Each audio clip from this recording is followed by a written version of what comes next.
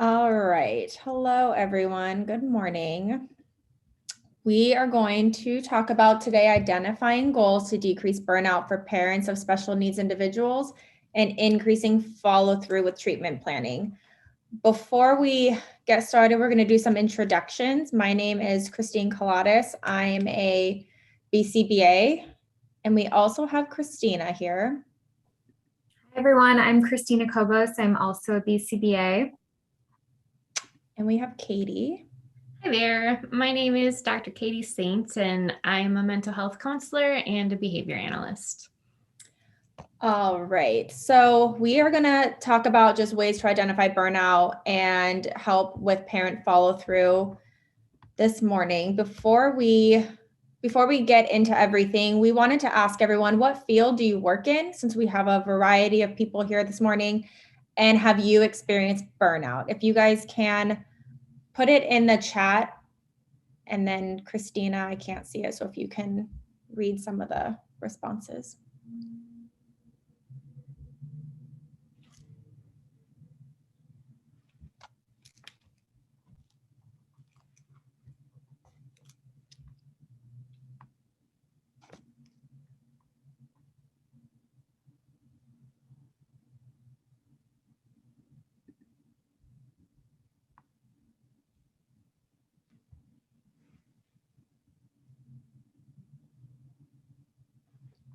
Do we have anything coming through, Christina?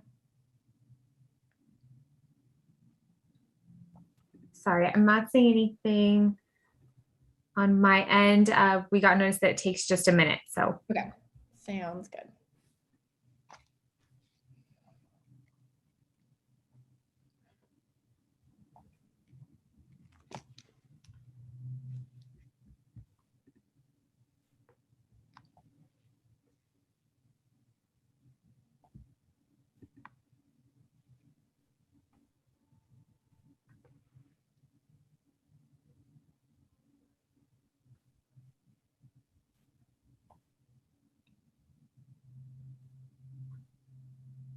okay, someone says that they're in behavior analysis, the field behavior analysis, and they have experienced burnout. We have responses stating fields including public health, BCBA and school district, outpatient population health, oncology nurse, health specialist, research, nursing, behavior analysis, and then everyone here has said that they have experienced burnout. Awesome. Okay, so we have a wide range here. Christina is going to talk about what burnout is and the cost of burnout for a little bit. Yes. So, what is burnout? We often hear this term in the field, especially with COVID-19 happening. So, in one case, it was defined as a consequence of the prolongation of parental stress. And in this case, it was also theoretically composed of 4 different subdimensions. So those subdimensions included emotional exhaustion, saturation, contrast, and emotional distancing.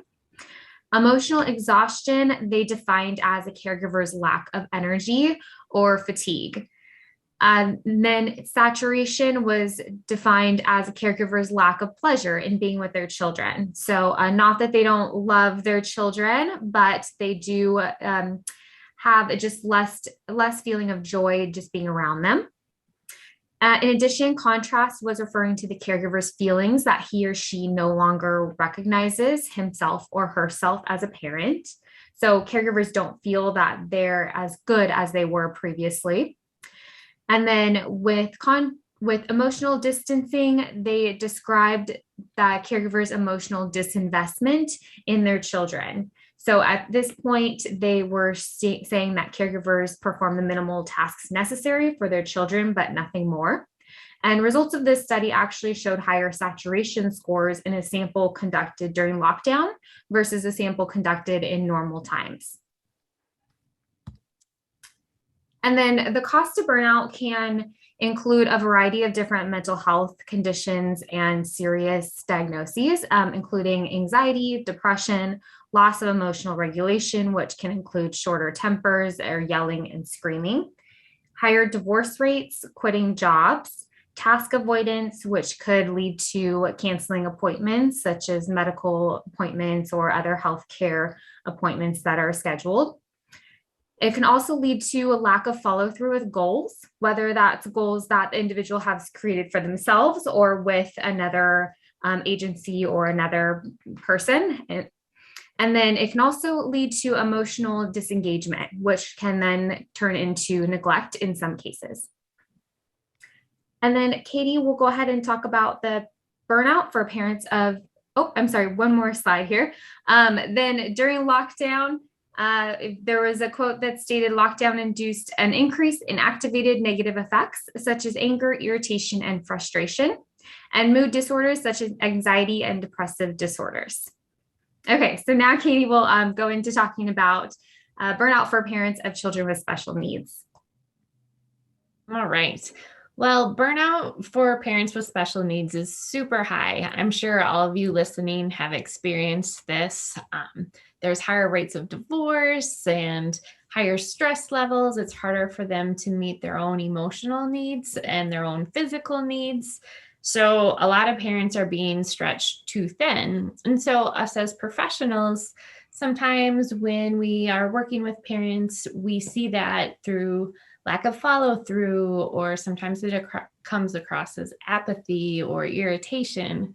And it's not that they're necessarily irritated towards us or their children. It's just they're maxed out and they're burnt out, and they feel like they wish they could have a clone because they can't do everything that they want to do.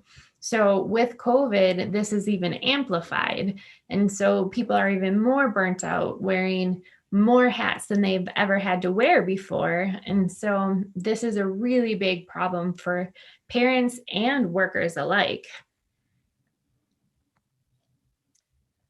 Okay, we did a survey. This is primarily to caregivers.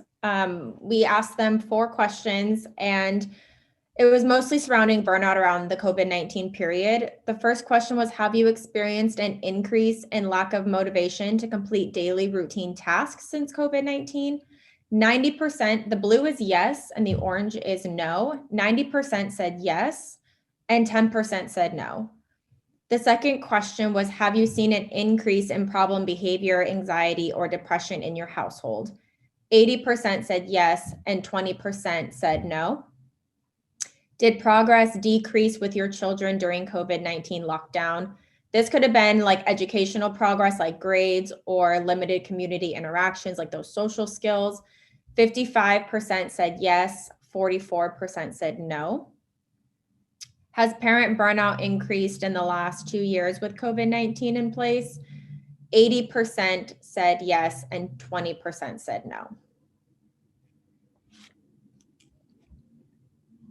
And then Katie is going to talk about what might cause lack of caregiver follow through. So as I mentioned earlier, parents are wearing more hats than they've ever had to wear before. Some parents are doing the schooling and working from home and being a full-time parent. That is a lot of stress. Some are financially strained because of COVID or because of different things that are going on. So their mental health is starting to struggle. Sometimes parents run into issues where they want to follow through and they want to do whatever the treatment plan is, but they don't understand the expectations. Maybe they were so stressed out when they were listening to the expectations that they didn't retain it all. So now they missed some important things. And so they're feeling stressed because they don't know what's expected of them. They want to help their kid. They just don't know how. For some of our parents, their basic needs can't be met. Their kids are waking up in the middle of the night and they are having a hard time. Like there's so many needs around them that they can't meet their own basic needs. So they're running on empty and just having to give more and more and more. And the last thing in this slide talks about inconsistent parenting styles. So this is a huge source of burnout when the 2 parents in the same home or even in separate homes are parenting differently. That's going to cause an increase in problem behaviors with the kids. That's going to cause more stress within the home, and that's going to lead to burnout as well. You can go ahead and go to the next slide. So this slide is about the competing contingencies that parents face. A lot of times as behavior analysts, I will coach a parent on like, okay, here's a behavior plan for you. I want you to implement this strategy and do this thing, and then you're going to get awesome results. Then the next time I see them, they're like, oh, I didn't do that. I'm like, well, why not? You said you wanted your kid to get better, but it's because of the competing contingencies. Sometimes when we ask parents to do things, it's extremely punishing. So say, for example, we are working on a behavior plan and the child yells and kicks and screams. And so we're asking them to not give in to the child when they yell and kick and scream. But it gets worse sometimes when they don't give in. So asking the parents to do that in that moment, even though long-term it'll help make the behavior go away, in the moment it's adding stress. So that competing contingency is a lot to ask of parents. The next one is, what sort of reinforcement do parents receive for immediate follow-through? Using that same example, they might not get any immediate reinforcement. It might be months, weeks before they get any results at all. So they just have to trust us that this hard thing that we're asking them to do is eventually going to give them reinforcement, or eventually is going to work. And so that's a lot to ask of a parent who's already stretched really thin. So the next one's talking about delayed results. So what I just said with, if it takes a long time, how much stamina does a person have to be able to do something really, really challenging with a result that cannot be 100% guaranteed? A lot of parents just wouldn't be willing to do it because of how much they have on their plate. The next one is, what competing values makes it hard to follow through with the behavior plan? So sometimes parents have competing values like their work obligations, or, there could be a number of things where they are faced with a choice. They either have to follow the behavior plan and sacrifice a work obligation, or maybe there's other siblings with special needs, or even just other siblings in general where there are not enough hours in the day to do all of these things. And so they have these competing values where they want to follow the plan, but there's other things they would have to sacrifice in order to do it. And so sometimes the plan loses because those other values were more pressing. And so the next one is, do the parents get any social reinforcement or punishment for follow through? In some family systems, they get criticism, or the parents are not on the same page. And so there's conflict for even following the plan at all. If both parents don't believe in the plan or support it, sometimes going home and following it results in arguments or criticism and things like that. And so that's a huge barrier for follow through. You can go ahead and go to the next slide. So when we're looking at parent behavior, thinking about the competing contingencies that they're faced with, this is really good to keep in mind when we start to see their anxiety. So if a parent is really anxious, a lot of times they'll engage in escape behavior. And to professionals, sometimes parents' escape behavior can lead to our burnout. So if we have a parent who is controlling the situation, criticizing, avoiding tasks, lack of follow through, sometimes that's frustrating for us because as professionals, we really want to help them. We really want to get them results and all of that sort of stuff. And so if we need the parents' follow through, that can be hard. But it helps if we understand where this behavior is coming from them. If they're feeling anxious, a common coping mechanism for anxiety is to try and control the situation. That control makes people feel secure. So if we can kind of see through that and validate their anxiety and work through that with them, we can help them embrace the plan and help them see how the plan connects to what they're anxious about and is part of the solution. Sometimes we have parents who are just overproductive with their anxiety. They just need to do something. So if we can help them see how this plan is the most productive thing to do, it's the quickest way to get to the results that they want, then you can channel their anxiety into something productive rather than these counterproductive behaviors that are hurting them and other relationships. The next one is avoidance of tasks. It is so common when people are anxious, they just want to escape from it. That's why people binge watch Netflix, drink alcohol, scroll on social media for hours. That's all escape behavior. People are trying to check out from their stress. So if we give people really clear solutions and really clear action plans, and if they understand completely how it relates to resolving their problem, we can reduce some of this escape and avoidant behavior. The last one is asking for a lot of feedback. Sometimes parents need a ton of validation and have tons of questions and, just are constantly like needing more information. It comes from a place of anxiety and lack of confidence in the results and things like that. So again, if we can validate that fear, validate that anxiety, and explain how these action steps lead to the solution to their pain, that can reduce a lot of these problematic anxiety type behaviors. Next slide. All right, so you heard me talk about in the last few slides a little bit about connecting things to parents' pain. So if you can make a really clear connection of parents' pain and the action plan that you want them to take, this is going to help so much. There's a disconnect that happens a lot where we ask a parent to do something, but we don't always tell them how it connects to what they truly care about. And so when you have a parent with 100 things on their plate, if they don't get the why behind your action steps, they're not likely to follow through. So ACT therapy is a type of method that is based in behavior analytic principles, but it's used in many fields. And one of the core principles of ACT therapy is understanding what people's values are and connecting behaviors to values. So you really need to connect with parents and get to know them, get to know what they truly want, what they're truly seeking, so that you can make that path really clear with what they need to do to get there. So the first step is just identifying values. The second step is awareness. And what I mean by that is helping the parents to be aware of what behaviors are counterproductive versus what behaviors are going to help them move closer to their solution.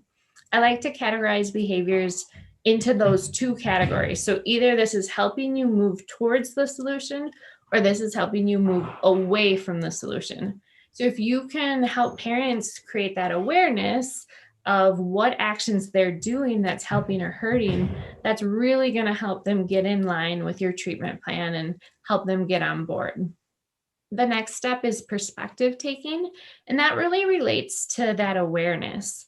We need the parents to see the broad perspective. Sometimes when you're struggling and in a lot of pain, you're focusing on the moment. And so you don't have that broader perspective of it sucks today, but if I do this hard work today, tomorrow will be better, or next week will be better. And so we always want to help parents have that broader perspective so that they're not too tunnel visioned in the here and now. Next one is working through thoughts, emotions, beliefs. Our emotions can be a pretty big barrier. Exhaustion is a really common symptom of burnout. So if we're asking people to do things that are really challenging, we want to give them some tools for how do you do this when you're exhausted? You maybe would want to work with a parent on what are your support systems? Are you leaning on them enough? What sort of thoughts and feelings do you have going on that you maybe need to work through? Are you letting your thoughts and feelings be the boss of you rather than you processing those emotions and just kind of letting them come and go and not necessarily acting on them? And then lastly is just connecting that action plan. So you're going to hear me say this a bunch of times. We always want to connect the plan to their pain. If they can see that this plan is the solution to their struggle, we're going to have so much more buy-in, and they're going to be willing to push through those hard times. They're going to be willing to do it when they're exhausted and have other competing contingencies because they see it as a clear solution. All right, next slide. And then Christina is going to talk about parent interview with caregivers. Okay, so one of the things that we want to consider with creating goals with caregivers is a lot of the factors that Katie just went over. So thinking about what caregivers need, what's important to them, and what their values are. So what we recommend first doing with parents is first conducting a parent interview. So during this time, this is a time to get to know the parents, talk to them about, the service that you're able to offer, the support that you're able to offer. Also talking to them about what their values and interests are, their concerns, and what they want to see out of the process or the support that you're providing. So when we do want to develop goals during this time, we can also ask caregivers to participate in the creation of their own goals. So we can ask them how much or how often they feel they can work on their goal, how much time they have to commit to a certain goal, what their barriers are, how they can kind of structure their environment so that they can eliminate some of those barriers to be more successful with their goals. And they can tell you at this point what they're able to do and what they're not able to do. And you can come to an agreement with what goals are going to be best for them. Another point within this interview is to provide non-judgmental support. So we want to be sure that we are not judging the caregiver's situation, judging their values or any sort of judgment that might come into play, and just keeping in mind your own biases as an individual and just making sure that you are aware of those and they don't come out in conversation. We want to also promote honest conversation. So again, if caregivers are not on board with what you are suggesting, or they do see some barriers that may prevent them from being successful with one of the goals that you are trying to create with them, then we want to promote honest conversation, and we want to make sure that we give parents the permission to say no, and we give them the permission to say we cannot see this goal working for us, and what are some things that we can kind of collaborate on to create a goal that's going to be successful. Yeah, and just to tie into this before we move to the next slide, giving caregivers permission to say no is so important, because I don't think upon meeting a family with my experience of the years doing this, they just say okay, and then there's no follow through. So usually I will initiate, if you can't do this, that's totally okay. Just let me know, because we need to go back to the drawing board and revise things. So that's where it's like letting them know, like, you're okay with the answer no, but that opens that door for them to feel comfortable saying it. And then Christina's going to go over a few ethical codes. Yeah, so absolutely. So in line with the parent interview process, we want to always be truthful. So as behavior analysts, we want to make sure that we are truthful. We arrange the professional environment to promote truthful behavior in others. So again, we want to promote that honest conversation and discuss what is appropriate for caregivers in their situations and what might not be appropriate. The other thing that we want to consider in line with our ethical code as behavior analysts is cultural responsiveness and diversity. So as a BCBAs, we want to be sure to evaluate our own biases, as I mentioned, and the ability to address the needs of individuals with diverse needs and backgrounds.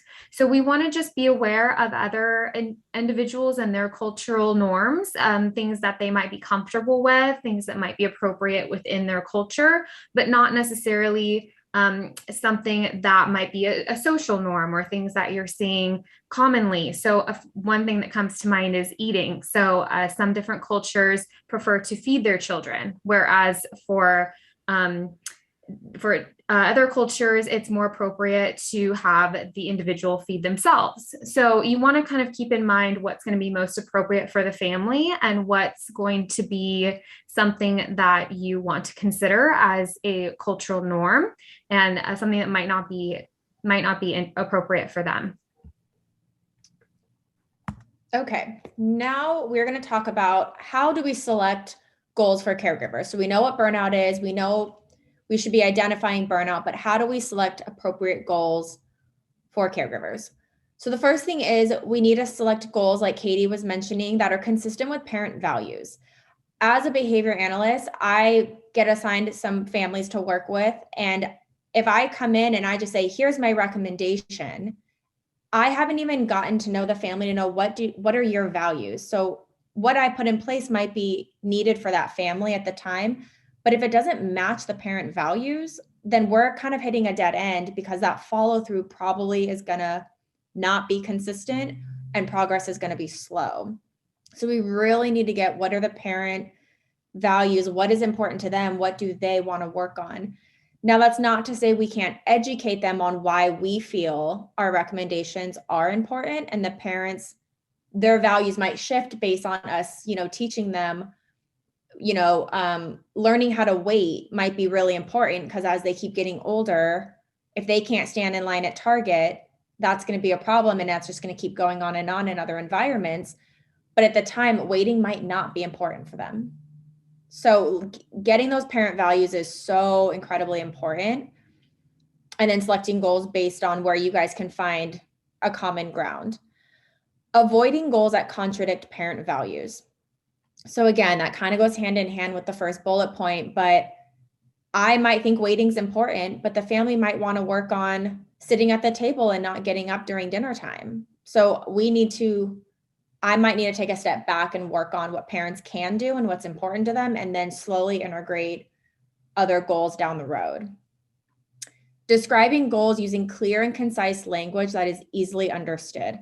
I think this is a huge thing, at least in the BCBA field or the ABA field. I have so many families where we write reports or we give them documents about their treatment plans, and they don't understand the clinical language. Therefore, they can't implement my plan. We also have a lot of families that English might not be their first language, and all of our reports might be in English. So they might know some of the report, but they're not grasping what goal am I asking them to do, because the language is not simple to be understood for someone outside of the clinical field. I see this a lot with IEPs. Parents will give me their IEP form saying, do you know what this means? And I do know what it means, but it's not my place to dissect the IEP. That really comes from the teacher. So I'll refer them back to the teacher or medical documents. Families might not understand all that clinical language. So using clear and concise language is so important. And I think it definitely gets pushed aside because we're told to, I don't work in the school system. I work home-based. So we send reports to insurance companies. We get templates that we use to send out, but that language is not always clear and concise for the families. So breaking that down to where they understand what the caregiver goals are will ease their stress and anxiety to want to follow through. If I give them 4 goals, that's really intimidating when they don't understand the teaching procedures to implement with their kids. So that's a really important one. And that's also an ethical guideline that we have as BCBAs. The 4th bullet point is identifying if a caregiver has the prerequisite skill for your goals. This one's also, I think, oftentimes missed or not looked at as thoroughly as it should be. We ask parents to follow through, but what if they haven't mastered following through? What if that needs to be a goal, is slowly increasing the follow through process for parents, or withholding preferred items? What if they can't do that? They always cave in because they're at their breaking point, because they're burnt out. We need to look at the prereqs for parents as well, not just the population we work with the kids or students. Homework's a big one too for that prerequisite. Asking parents to follow through with homework. Do they have the prerequisite skills to even work through those behaviors during homework time? We don't know because we haven't assessed the parent prereqs. So that's a big one. Taking baseline on parent implementation of goals. So we take baseline again on the kids we work with, but we need to know where the parents are at, because we might be starting them off way too far ahead than where they're actually able to follow through with. And knowing that parental threshold. If they're completely burnt out, where they are just hanging on to get their kids to bed, just trying to get through the day, and I'm asking them to do 3 different parent goals, that's going to be a problem. And I'm just going to cause more burnout, and they're going to probably either start canceling sessions. I know we talked about that, canceling medical appointments. They're going to start maybe ending stuff early because their threshold is just so thin right now.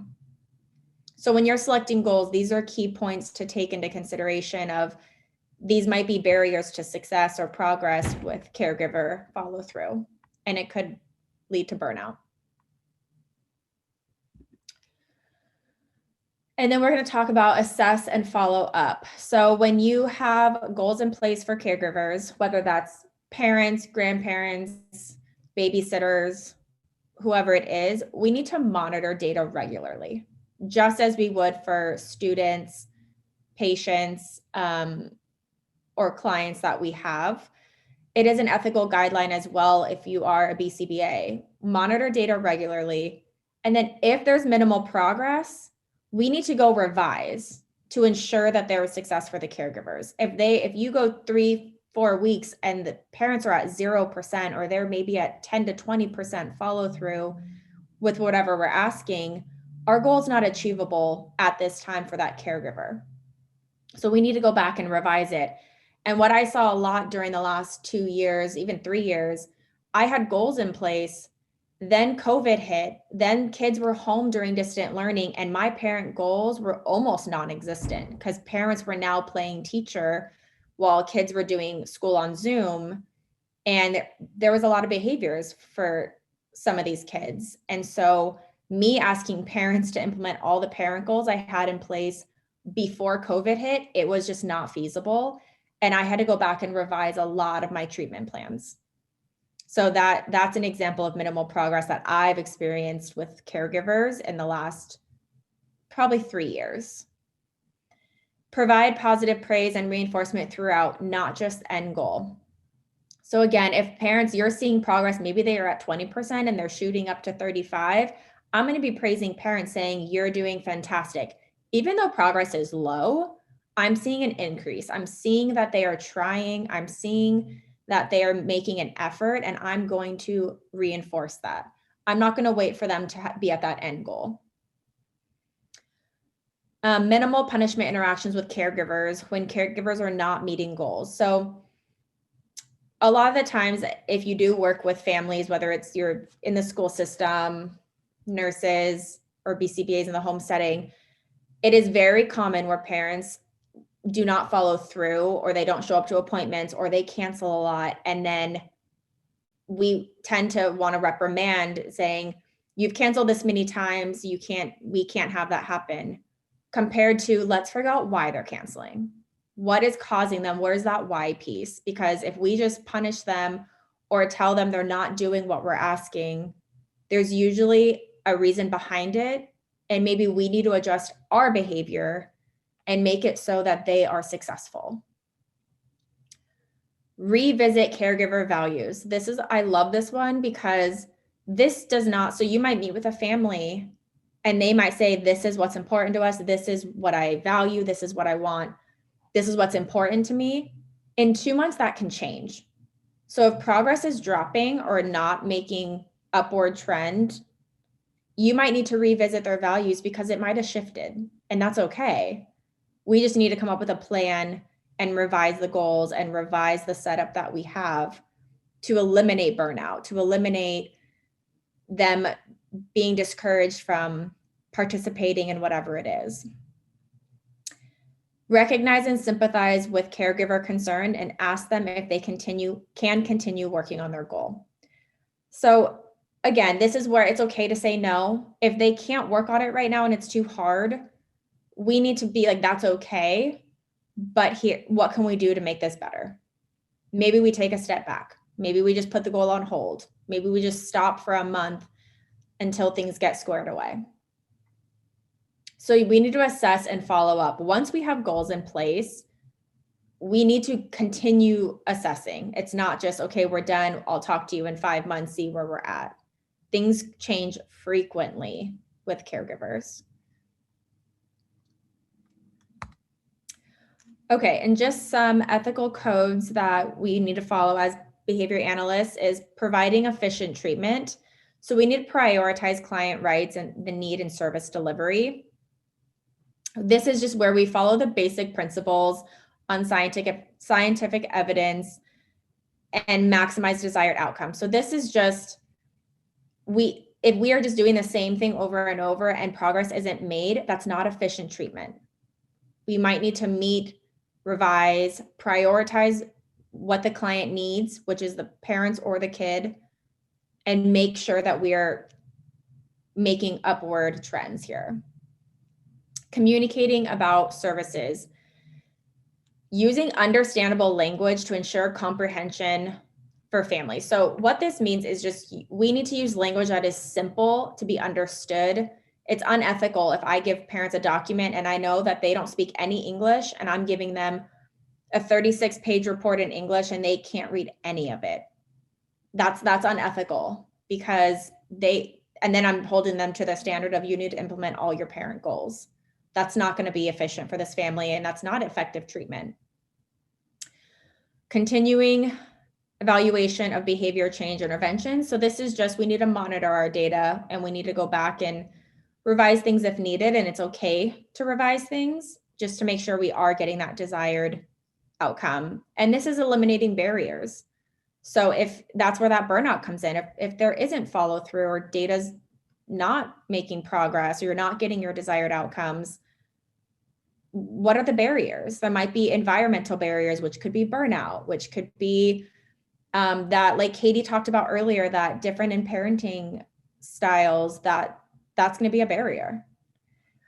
Responsibility to clients. So this is just where we act in the best interest of our clients, taking appropriate steps to support clients. We do no harm. So those are a few ethical points that we added for you guys. And then Christina is going to talk about caregiver participation and follow through. Yeah, so the steps to increase caregiver participation and follow through, just to kind of reiterate what we have been discussing, we want to first make sure that we're building rapport with caregivers. So building rapport with the family and means that we are making sure that we're talking to them about what's important to them. We speak to them as an equal, so not as someone who is guiding their service, but also wanting to be working with them directly and trying to work with them on their goals and being their support system. So we want to be sure that we build a good relationship and a good foundation to be able to create these goals, create a healthy environment where we're able to communicate better. We want to also assess caregiver values. So talking to them again about what's important to them and what they want to see improve during their life. We also want to conduct that caregiver interview. So talking to them about things that might be feasible for them, things that might not be feasible for them, and then determining what their main concerns are or their goals, things that they want to get out of our support. We want to then selecting goals, making sure that we talk to them about goals that are important to them, about things that they're able to do and not able to do, making sure that we select goals that are going to be successful and goals that are easily understood by the caregivers and the individuals, making sure that we are using terminology that is understandable and in a language that's appropriate for the family. We want to then monitor goals and monitor progress to make sure that we are seeing continued success with the goals that we select. And if we are not seeing progress, we want to be sure that we make adjustments accordingly. So we come to the caregiver, to the patient, to the individual, and we talk to them about their progress with this goal. And we discuss barriers and what we can do to best support them in achieving this goal. The next thing we want to consider is to be sure to celebrate steps towards goals and towards progress and mastered skills. So we want to be sure that we are celebrating any sort of progress towards meeting their goal, whether it's that they were able to able to comply with the goal throughout 1 week, throughout a couple of days, throughout 3 weeks. We want to be able to be sure that we are celebrating those small successes and, of course, the larger successes. So when we do reach and achieve these goals that we've been working on, we want to be sure that we are able to celebrate those goals with them and make sure that they're along for the progress to see the progress that's being made. And one thing on this page is rapport. It is so incredibly important to have rapport with our caregivers. And when we were making this presentation, we talked about this a lot of we just usually meet families and then it's like, okay, we're going to start treatment, but we're coming in these homes or these schools or if it's a doctor's office and we're laying a lot of information on these families, that's sometimes intimidating for these families. And if they don't know me and they don't have rapport, it is really hard for these parents to trust that what I'm saying has meaning because they don't know me. So it might take weeks to build rapport, and that's okay. But that process of follow through and being honest, saying, no, I can't do this, that will all come through once you have rapport with your families. And then they'll start being honest about their burnout and honest about their values or what's blocking them from their values if you don't have that number 1 on this slide, 2 through 6 is really hard to get through. And I feel like rapport sometimes is not always built with caregivers. And then it's kind of this downward fall through of assessing and then making goals, conducting interviews, monitoring. Everything's really slow progress because parents are you're just another person to them. You're not this person they trust and form this rapport with where they want to implement their treatment plan on top of everything else going on in their life. So I just want to touch base on rapport building. So I think it's really important. Okay, I think the next slide is our questions. And I think Christina has been writing down some questions for us to go through. I think we have about 10 to 15 minutes left. I think 15. Christina, do we have any questions? Yes. So we have a few questions here. One is from Marion, who says, my godson's oldest boy, now 16, has spina bifida. He requires full care, inoperable scoliosis.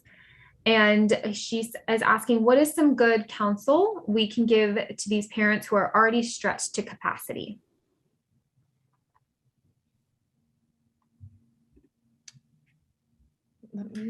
I'll go ahead and chime in on that one. I feel like the most important starting point is just validating how much she has on her plate. That would be a tremendous thing to deal with emotionally, physically at times, I'm sure too. So, Christine was talking about rapport and Christina as well. If you can bond and validate in that way, that's going to build the foundation of, okay, where do we go from here? So, that person has likely got a lot of stress in their life trying to work through that. So as much as you can validate that as possible, that's going to start your relationship in the right direction. Yeah, and Katie's doing a presentation on ACT after this. And if you guys are interested in identifying values in not just caregivers and people in general, and I highly recommend going to the next session. It's a great presentation. Yeah. And then just to that point, I think Katie had also mentioned to talk to the individuals about what they can do to care for themselves and for other people that they're already caring for. So making sure that you are recognizing, what you need as a caregiver, and then what you are able to provide to the people that you care for. So being sure that you are recognizing those boundaries and you're able to ask for additional support and ask for additional help if you need it. And sometimes parents might not know what supports are out there. So if you can let them know what sort of support systems they could reach out to or utilize, that could be a big asset as well. This next question is from Carol, who said it would be helpful to get insights about what's covered in the plan for parents, such as general topics and details, and if we had a generic plan that they could adapt, people could adapt. So Carol, real quick, I know we have talked about kind of a generic plan in this presentation, but I do want to stress that it's very individualized. So the plan that we want to create with caregivers and with individuals are plans that are based on their specific values and things that are important to them, what's feasible for them. So a lot of times we won't have a specific generic plan to kind of go by. But we have laid out an outline of things that should help you to develop this plan, such as the interview process, the development of goals, monitoring goals, and reassessing them. So with these strategies, we're hoping that you can take these and create individualized plans for the people that you work with. Mm-hmm. Absolutely. And I think too, when we're picking our goals, that's going to vary so much because we're looking at that individual person and what is the most valuable thing to target first. So we really want to stay away from cookie cutter plans or copy and paste sort of situations because everybody's contingencies are so different and everybody's needs and values are so different. So that's why that interview, that relationship with the family is so important, so we can tailor it to their exact needs. And then the last question that we have is from Marissa, who asks, how do you incorporate the child's goals in their own care?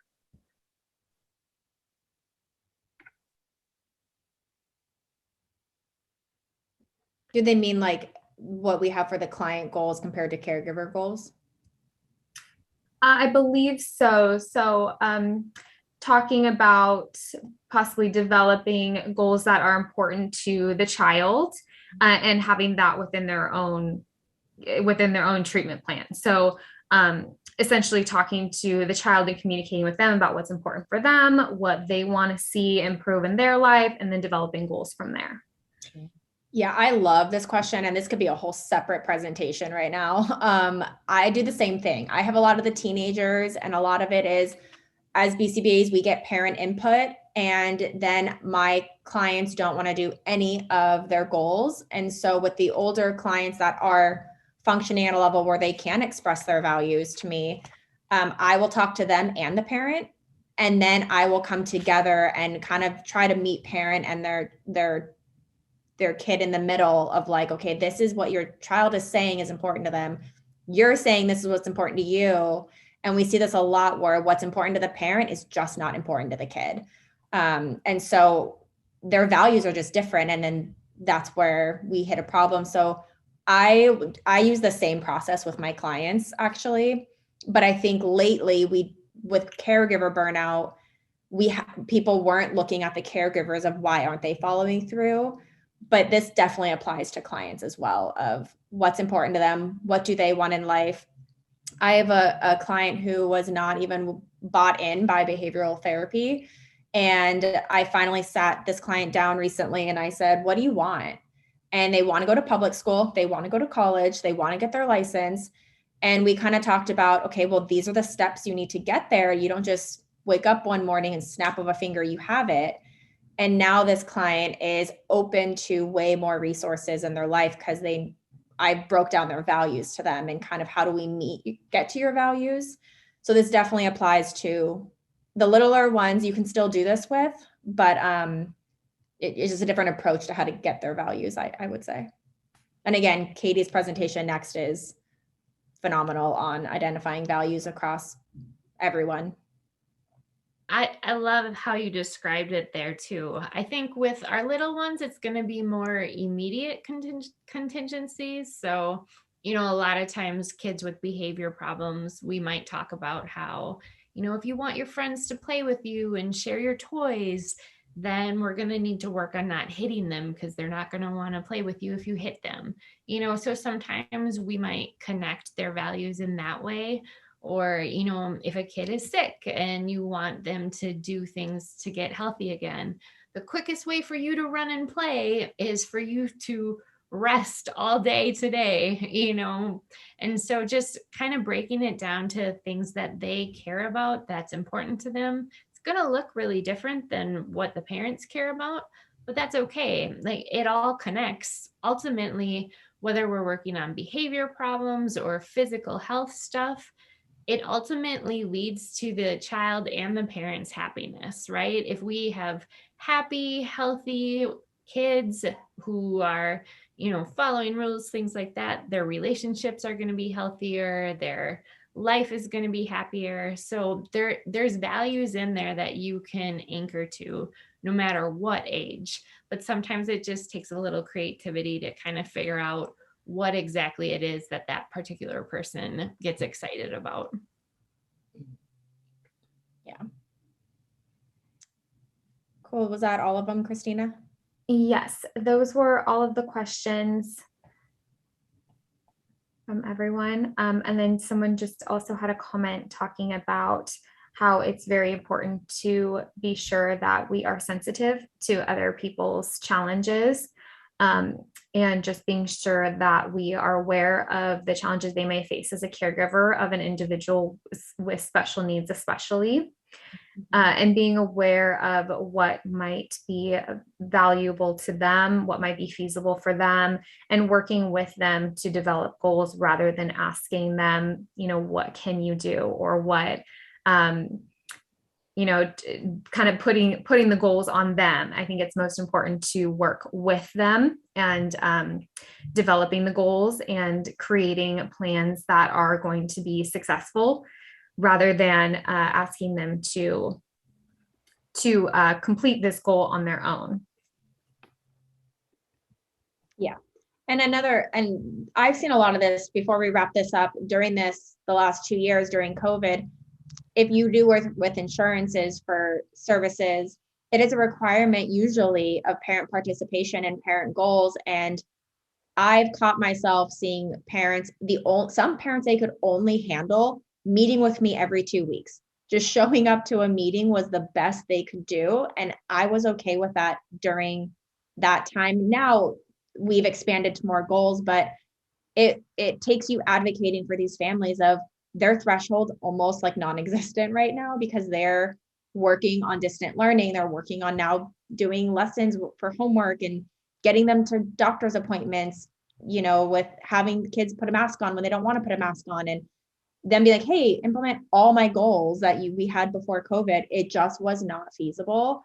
And then now the parent burnout, it's just ongoing, I feel, at this point, because so much is changing of going back in person and doctor's appointments and a lot of stuff going on with my cases. And I just sometimes for parent goals, I just had to go back and revise them to meet where parents were at with their burnout right now. So I hope you guys can make it to Katie's next. I know I keep saying that, but it really ties into what we just talked about.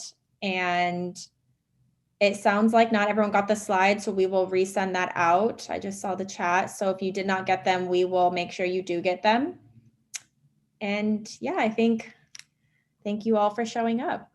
Thanks, everyone. Thank you, everyone.